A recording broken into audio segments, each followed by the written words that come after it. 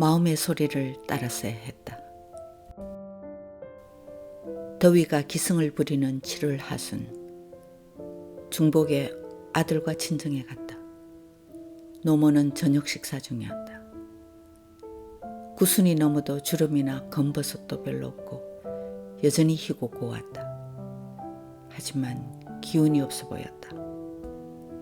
그래서인지 삶에 더 집착하고 보양식을 과하게 섭취하고 자식들 말이 괜히 삐치고 일찍 홀몸이 되어 자식들 데리고 살아온 세월을 반복해서 말하고 우리가 간 그날도 엄마는 보양식을 드시고 계셨다. 내가 오래 살아서 자식들 애먹이제? 나는 안다. 엄마가 그런 말 하는 건 오래 살라는 말을 듣고 싶기 때문이란 것을. 엄마 무슨 말씀 그렇게 하세요? 오래오래 살아야지. 아직 정정한데. 내 말에 기운 없어 보이던 엄마의 표정이 환하게 밝아졌다. 그래 내 자식들은 모두 효자라서 내가 넛복이 많아. 오늘도 친정을 나설 때 엄마는 한사코 계단 난관을 붙잡고 다리를 절며 현관 앞 주차장까지 걸어나와 시야에서 우리 차가 사라질 때까지 그렇게 하염없이 서 있었다. 이제 익숙해질만 한데도 매번 그 모습은 가슴 아프게 다가왔다. 유난히 더웠던 여름 끝자락, 내면에 울리는 마음의 소리가 있었다. 더위에 기운 없는 엄마를 모시고 호텔이라도 가서 이야기도 들어드리고 맛있는 것도 사드리라는 소리. 왜 하필 호텔인지 모르겠으나 노모 모시고 멀리는 못 가더라도 가까운 호텔이면 좋을 것 같았다.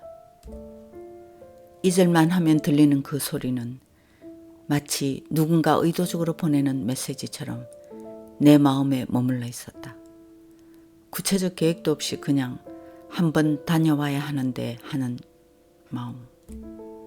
하지만 한동안 바쁜 일정에 묶여 그 계획은 결국 내년 여름으로 밀려났다. 나의 무심함이, 나의 생각 없음이 밀어냈다는 것이 정직한 표현일 것이다. 그때는 몰랐었다. 예감이 무엇인지. 시간이 지난 후 돌이켜보니 그 소리는 내면의 무의식적 존재가 내게 보낸 예언적 메시지였다. 그 메시지는 잊을만 하면 떠올랐고 한동안 나를 사로잡고 있었다. 무슨 일이든 그냥 일어나지 않듯이 그 소리도 이유가 있어서 들렸을 것이다. 삶에는 정해진 섭리나 계획이 있을 것이고 그것을 일깨워주기 위해 적절한 시기에 이루도록 도와주기 위해 마음이 알려주었을 것이다. 하지만 나는 생각만 하다 흘려버렸다. 엄마의 말년은 귀가 어두워 외로웠다. 통화할 때도 잘 못 알아들었고 낮에 집에 혼자 있을 때 전화벨 소리가 안 들려 받지 못했다. 그런 엄마에게 며칠만이라도 온전히 말동무가 되어줄 수 있었는데 그 기회를 놓아버린 것이다. 곧 되돌릴 수 없는 그 시간이 안타까워 가슴 아리게 후회할 줄 모르고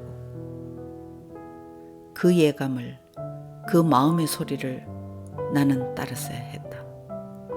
나 자신을 위해서라도. 그때 알았으면 좋았을 것을, 마음의 소리는 하나의 계시라는 것을, 내면에서 진정으로 원하기 때문에 들린다는 것을, 때론 존재가 그런 식으로 암시한다는 것을, 머리로는, 이성으로는 이해할 수 없으나 마음은 알고 있다는 것을.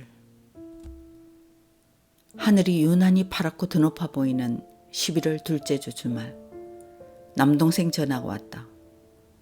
늘 나를 긴장시키는 전화. 엄마가 아픈가 싶은 마음부터 든다. 며칠 전 요양병원에 입원한 엄마가 검사를 받았는데 심장이 비정상적으로 커져 있다는 것이다. 처음에 병원 갈 때는 하루 이틀 머물며 영양제나 맞고 금사나 받아볼 요량이었는데 이게 무슨 소린지. 지난달 엄마는 병원에 가보자고 했다. 자신의 건강에 문제가 있다고 느꼈던 것이다. 늘 가던 병원에서 검진 받았을 땐 이상이 없었고 의사는 엄마가 자식들 관심이 받고 싶어 그런다며 그 연령에 엄마만큼 건강한 사람이 흔치 않다고 했다.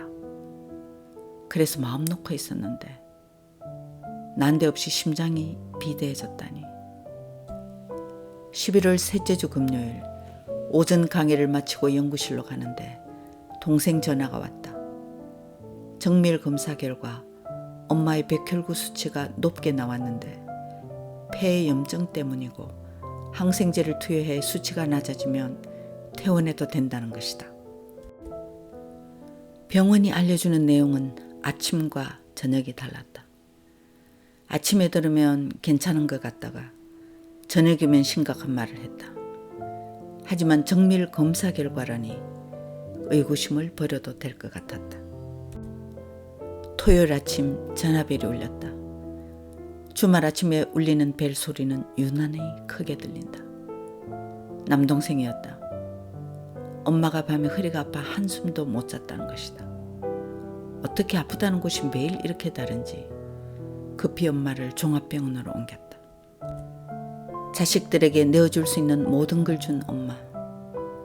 그런 엄마의 눈과 표정에는 혼란과 삶에 대한 의지가 역력해 보였다. 종합병원에서 모든 검사를 다시 시작했다. 주말 동안 별일 없이 지나갔고 월요일 오후에 옳게 전화가 왔다. 검사 결과가 나왔는데 암이 몸에 퍼졌다는 것이다. 그 말을 듣는 순간 심장이 쿵 하고 떨어지는 것 같았다. 망년자실한 채 있는데 수화기 저편에서 옳게 소리가 들렸다. 옳게, 엄마에게 아직 말하지 않는 게 좋겠어.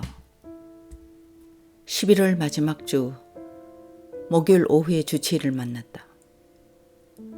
수술은 언제 할 수 있을까요? 수술은 할 수 있을까요? 라고 물을 수 없었다. 부정적 가정을 전제한 것 같아서. 의사는 말끝을 흐렸다. 할머니 연세가 너무 높아서. 주치의와 면담 후 입원실로 갔다. 엄마는 오늘따라 활기가 있어 보였다. 몸은 좀 어때요? 하고 물었다. 내 몸 좋다. 간호원이 매일 피도 뽑아가고 그다란 기계 속에 눕혀놓고 사진도 찍고. 검사 결과 아직 안 나왔나? 창문 쪽을 바라보며 대답했다. 몇 가지 검사가 더 남았나 봐. 별일 없겠지? 희망과 기대를 가지고 묻는 엄마에게 네 하고 짧게 답했다. 6년 전 엄마가 서울대병원에서 대장암 수술을 받은 후 주치의가 했던 말이 새삼 떠올랐다. 어머님은 타고난 명까지 사시다가 때가 되면 자연사하실 겁니다. 그러면서 방사선 치료는 안 하는 게 좋다고 했었다. 생각에 잠긴 나를 향해 엄마가 물었다. 뭐 걱정거리라도 있나? 내가 혹시 많이 아프다 카드나? 즉시 분절된 생각을 접고 둘러댔다. 아니, 그냥 좀 피곤하네. 며칠 동안 병원에 갈 때마다 엄마를 살펴봐도 불편해하거나 쇠약해 보이지 않았다. 12월 첫 주 목요일 주치의를 다시 만났는데 그의 표정이 모든 걸 말해주는 듯했다. 선생님 어머님은 암이 퍼진 상태입니다. 그런데도 병원에 오시기 전까지 집에서 생활하셨다는 게 믿기지 않네요. 강하신 분이네요. 나는 바로 본론으로 들어갔다. 어떻게 하면 좋을까요? 수술은 할 수 있을까요? 그의 미소는 애매했으나 대답은 명확했다. 수술은 어렵습니다. 서울 큰 병원 가도 마찬가지일 겁니다. 노인들 암은 진행 속도가 느려 암과 같이 살다 가신다고 보면 됩니다. 통증이 시작되면 진통제나 맞고. 며칠 전부터 엄마에게 알려야 할지가 고민스러웠다. 지금 상태를 보면 1년은 버틸 수 있을 것 같았다. 그래서 내 마음에는 두 생각이 교차하고 있었다. 마음 편히 지내도록 알리지 않는 게 낫지 않을까? 아니야. 믿음이 깊은 분이니 시간을 두고 영혼 준비를 해야 하지 않을까? 그렇게 두 생각 사이에서 망설이다가 오늘 주치의를 만났던 것이다. 입원실로 들어서는 나를 보고 엄마는 침울한 표정으로 말했다. 내 병은 내가 안다. 너가 언니한테 들었다. 나이 많다고 수술 안 해준다 카더나? 내 견딜 수 있다. 이번에는 서울대병원까지 갈 필요 없다. 이 병원도 잘하니 여기서 하자. 언니와 남동생이 대답했다.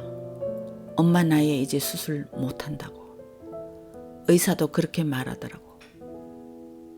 이제 수술 못한다는 그 말이 얼마나 야속하게 들렸을까. 엄마 표정이 한없이 공허해 보였다. 이제 진솔하게 이야기할 시점이었다. 주치의와 나누었던 내용을 알려드렸다. 몸 전체에 퍼졌다는 말은 빼고 고령으로 수술이 어렵다는 말까지 했다. 고개 숙이고 듣고 있던 엄마의 절망감이 그대로 내게 다가왔다. 노인들 암은 진행 속도가 늦다고 하니까 내 말이 끝나기도 전에 엄마는 고개를 들었다. 그래? 의사가 그러더나? 나도 그런 말 들었다. 엄마의 표정에 한 가닥 희망의 빛이 어렸다. 당장 위급한 건 아니네. 그러면 방사선 치료 받아야 안 되나? 의사한테 방사선 치료 해달라 캐라. 안나야, 그 말은 네가 하는 게 좋겠다. 방사선 치료. 이 문제는 줄곧 나를 따라다녔다. 방사선 치료에 온 희망을 거는 엄마를 보며 내 고민도 깊어졌다. 6년 전에 큰 수술 받고 금방 회복했던 거 알고 있지? 방사선 치료도 못 이겨낼까 봐? 그러면서 나를 보며 말했다. 방사선 치료 받을란다. 엄마는 전과 달리 내가 자신의 치료에 적극적이지 않다고 느꼈을지 모른다. 하지만 방사선 치료는 신중해야 한다는 생각에는 변함이 없었다. 며칠 동안 병원에 가지 않았다. 강의와 출장으로 바쁘기도 했지만 엄마를 만나면 방사선 치료에 대한 확답을 해야 하는데 나는 마음을 정하지 못했다. 병원에 안 간 날이 하루씩 보태질수록 마음은 더욱 무거워졌다. 엄마는 얼마나 막막할까. 일단 맞닥뜨리고 보자는 생각에 병원 내 꽃집에 들러 생화 한 묶음 사서 7층 입원실로 올라갔다. 엄마는 그렇게 좋아하던 꽃에 눈길 한 번 주지 않고 방사선 치료에 대해서만 물었다. 엄마는 치료를 받으면 병이 낫는다고 믿었다. 엄마가 우리와 함께 오래 있을 수 있는 방법을 고민하고 있다는 내 말에 엄마는 야속한 듯 방사선 치료 없이 어떻게 나을 수 있냐고 반문했다. 다시 주치의를 만나러 갔다. 주치의는 진솔하게 말했다. 저희 어머님이라면 방사선 치료는 하지 않을 겁니다. 고생하며 치료 안 해도 1년은 버틸 수 있는데. 하지만 선생님 어머님은 워낙 치료에 대한 의지가 강해서. 주치의와 상담을 마치고 입원실로 올라갔다. 엄마는 입원실로 들어서는 나를 반기며 의사를 만났냐고 물었다. 내 표정을 살피며 대답을 기다리는 엄마가 가엾고 안타까웠다. 목이 메어 물을 한 모금 삼키고 말했다. 엄마, 방사선 치료 진짜 받을래요? 힘들다는데. 힘들어도 받아야 낫지. 내 견딜 수 있다. 엄마 몸은 90대인데 마음은 과거의 수술을 이겨냈던 80대로 가 있었다. 내 열심히 받아서 툭툭 털고 일어나야지. 그래야 너희가 고생 덜하지. 막상 결정을 하니 마음이 조금은 가벼웠다. 이틀 뒤부터 치료가 시작되었다. 치료받는 날은 아무리 바빠도 병원에 가서 엄마 상태를 살폈다. 치료받으러 가는 엄마의 표정이 밝을수록 왠지 마음은 더 아팠다. 걱정했던 것과 달리 고령의 노모는 별 문제 없이 이겨내고 있었다. 식욕도 여전했고 머리 빠지는 부작용도 없었다. 치료가 거듭될수록 염려는 줄었고 엄마도 치료받는 것에 만족했다. 12월 둘째 주 목요일, 입원실에 들어가는데 엄마 얼굴부터 눈에 들어왔다. 며칠 안 본 사이 많이 야외었고 코에 호수를 끼우고 있었다. 병상 옆에 서 있던 남동생은 엄마가 지난밤에 갑자기 발작을 일으켰다는 것이다. 협심증과 몽환증으로 사람을 구별 못한다고. 갑자기 이게 무슨 일인지. 결국 방사선 치료 때문인가? 엄마는 나를 보자마자 왜 이제 오냐고 했다. 눈에 서린 총기는 여전했고 정신도 맑아 보였다. 하지만 남동생은 비닐 장갑을 끼고 있었다. 면역력이 떨어져 몸에 슈퍼박테리아가 검출되었다는 것이다. 며칠 사이 모든 게 급격히 나빠지고 있었다. 어제는 병원에 아무도 안 와서 외로웠는데 오늘 이렇게 자식들이 와서 참 좋네? 라는 엄마 말에 남동생이 안타까운 표정으로 어제 엄마와 같이 있었다고 했다. 내가 팔다리를 주무르고 있는데도 엄마는 며느리를 찾았다. 며느리는 내가 말 안 해도 어디 아픈지 알고 주물러 주는데 엄마와 같이 살면서 마음고생도 갈등도 적지 않았겠지만 그래도 자신의 역할을 묵묵히 해준 남동생 내외가 고마웠다. 내가 그들을 위해 한 건 돈 되고 경제적 부담을 져준 것뿐이었다. 어떻게 보면 돈으로 해결할 수 있는 일이 가장 쉬웠던 게 아니었을까 싶다.